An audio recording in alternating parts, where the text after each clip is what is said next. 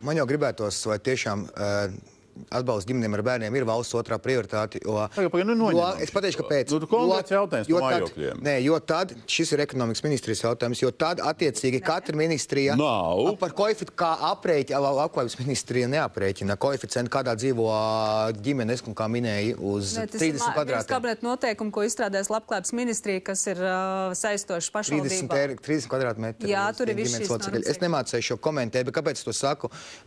Man liekas, ka Valmierā būs nākamgad uzbūvēts, bet lai katra ministrija nāk ar šiem piedāvājumiem, ekonomikas ministrija ar zemesīras mājokļu jautājumu, veselības ministrija ar pozitīvu pieredzi, izglītības ministrija bērndārziem. Es nevaru iebraukt visā ministru lauciņā. Bet tas ir jūsu plāns, jūsu virzīts plāns tas ir. Ko nozīmē nevaram iebraukt? Nē, tas tika izstrādāts kopā ar valsts kancelei, kur katrai ministrijai, 14 ministrijām bija jāiesniedz savus redzējumus, kā uzlabot situāciju ģimenēm un bērniem. Mēs kopā ar valsts kancelei apkopojam. Pagad, īres mājokļa attīstība nemaz nav vispār jūsu punkts, ja? To jūs vispār neatbildat par viņu? Nē, vēlreiz, Dombarkungs. Tātad vēlreiz.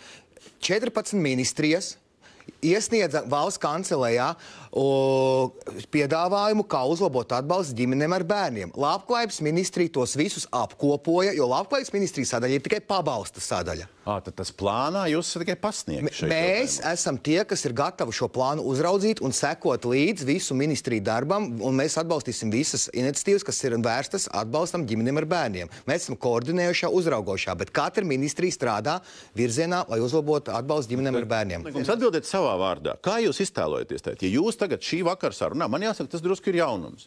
Jūs sakat, ne, man tikai pabalsti. Tas tieslietu ministrijā, tas ekonomikas ministrijā mājokļi, tas vēl kaut kādā ministrijā, ja? Es tikai pabalstu. Bet tēt iedomājamies situāciju, kad pienāk tas rudens, vai augusta beigas, ka budžetu to visu rāmu liek.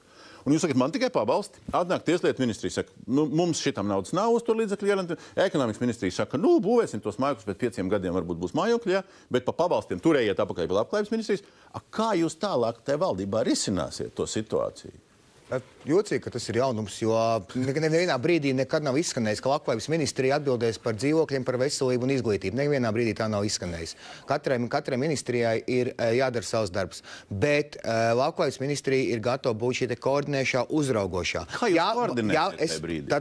Tāpēc ir demogrāfijas lietu padomes sēde, kuru vada premjere, kur ir visas ministrijas, ir nevalstiskais sektors, kur, ja mēs kā valdība vienojamies, ka demogrāfija ir prioritāte numur 2 drošība, tad katrai ministrijai ir jāveic savs darbs, vai tas ir papildus līdzekļu prasīšana, vai tas ir esošo līdzekļu ietvaros. Un premjere, lai tad lemj, jā?